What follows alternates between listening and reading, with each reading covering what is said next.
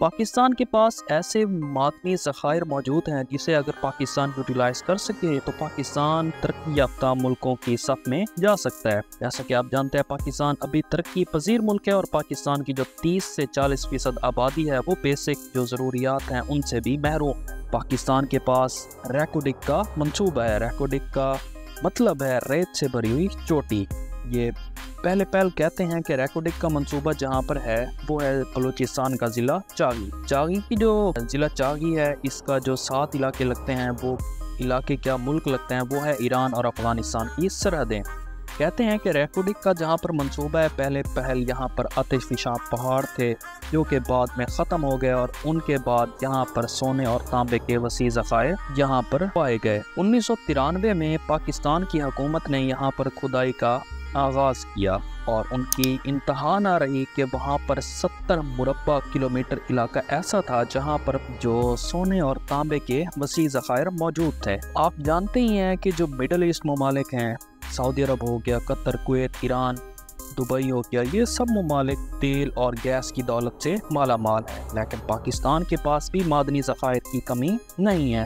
پاکستان میں پہلے بھی نمک ہو گیا اور کوئلہ ہو گیا، جپسم، گریفائٹ، سنگ مرمر، ان کے وسیع ذخائر موجود ہیں، لیکن جو ریکو ڈک کا منصوبہ ہے وہ ان سب سے زیادہ، اس کی جو مالیت ہے، اس کا جو تخمینہ ہے وہ ان سب سے زیادہ ہے، کیونکہ ان سب کا تخمینہ جو ہے وہ $700 ارب لگایا گیا ہے۔ پاکستان پر جو قرضہ ہے وہ تقریباً 150 سے $2 ارب ہے، $200 ارب، لیکن جو ان سونے اور تانبے کے ذخائر جو ہیں وہ پاکستان کے پاس $700 ارب ہیں، یعنی $7 کھرب۔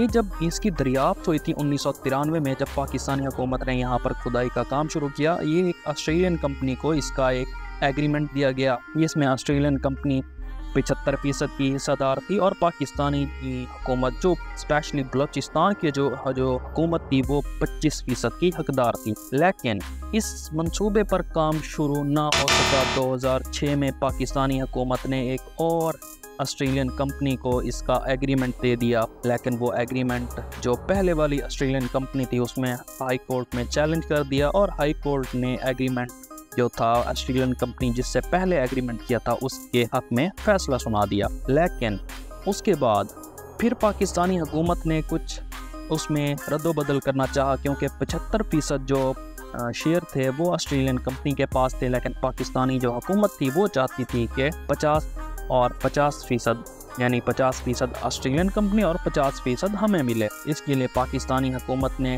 دوبارہ جو اس میں رد و بدل کرنا چاہی اور اس کے لیے وہ ہائی کورٹ، فروری 2011 میں یہ پاکستانی حکومت ہائی کورٹ میں لے کے گئی کہ ہم نے یہ رد و بدل کرنی ہے، لیکن ہائی کورٹ نے اس سے انکار کر دیا۔ آسٹریلین کمپنی جو تھی جس نے 1993 میں یہ منصوبہ حاصل کیا تھا وہ اسے لے گئی ICSID میں، international court for settlement of investment disputes میں۔ اس نے وہاں پر جا کے کہا کہ پاکستانی حکومت نے 1993 میں ہم سے منصوبہ یہ ایگریمنٹ ہم سے سائن کیا، لیکن اس کے بعد پاکستانی حکومت اس معاہدے سے مکر گئی۔ اس پر international centre for settlement of investment dispute نے پاکستانی حکومت کو خط لکھا اور پاکستانی حکومت سے اس بارے میں موقف جانا۔ پاکستانی حکومت نے وہاں پر جا کے کہا کہ پاکستان حکومت یہ نہیں چاہتی کہ وہ جو آسٹریلین کمپنی ہے اس کو 75% کے شیئر دے، اور اس پر جو پاکستانی حکومت ہے ان کو $5 ارب کا ہرجانہ بھرنا پڑا۔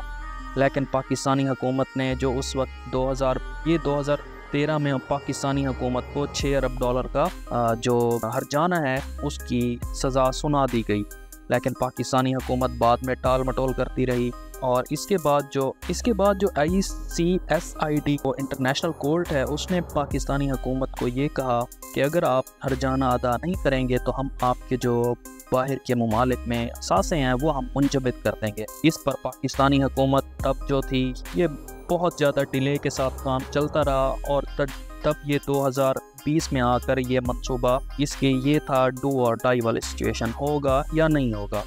تو اس وقت کی جو حکومت تھی عمران خان وہ اس معاملے کو آسٹریلین کمپنی کے پاس لے کے گئے اور انہوں نے کورٹ کے باہر جا کر سیٹلمنٹ کی۔ انہوں نے آسٹریلین کمپنی کو اس بات پر راضی کر لیا کہ وہ 50% خود لیں گے اور 50% آسٹریلین کمپنی لے گی۔ اس پر یہ معاہدہ طے پا گیا اور پاکستانی حکومت نے آسٹریلین کمپنی کو یہ کہا کہ آپ اس جو منصوبہ ہے ریکوڈک کا اس کو جلد از جلد مکمل کریں۔ ریکوڈک کا منصوبہ انہوں نے اس پر کام شروع کر دیا اور 2024 میں اس کی فیزیبلٹی بھی مکمل ہو گئی۔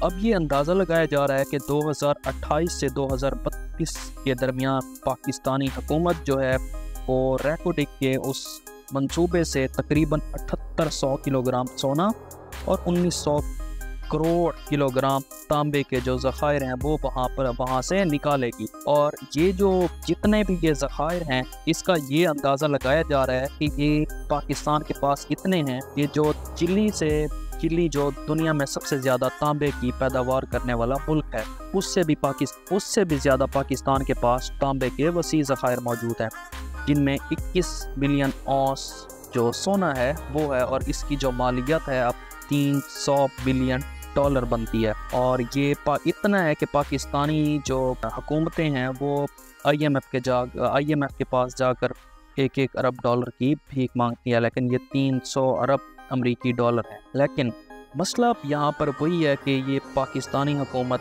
کوئی اس منصوبے کو اپنی عوام کے مفاد میں لے کر چلے تو یہ منصوبہ جلد از جلد مکمل ہو سکتا ہے، اور پاکستان کی جو آبادی ہے، جو پاکستان کی عوام ہے، وہ اس سے بہت زیادہ فائدہ حاصل کر سکتی ہے۔ امید ہے آپ کو ہماری ویڈیو پسند آئی ہوگی۔ ایسی انفارمیشنل ویڈیوز جاننے کے لیے ہمارے چینل کو لائک کریں، ہمارا چینل سبسکرائب کریں اور ہماری ویڈیو کو لازمی شیئر کریں۔ شکریہ۔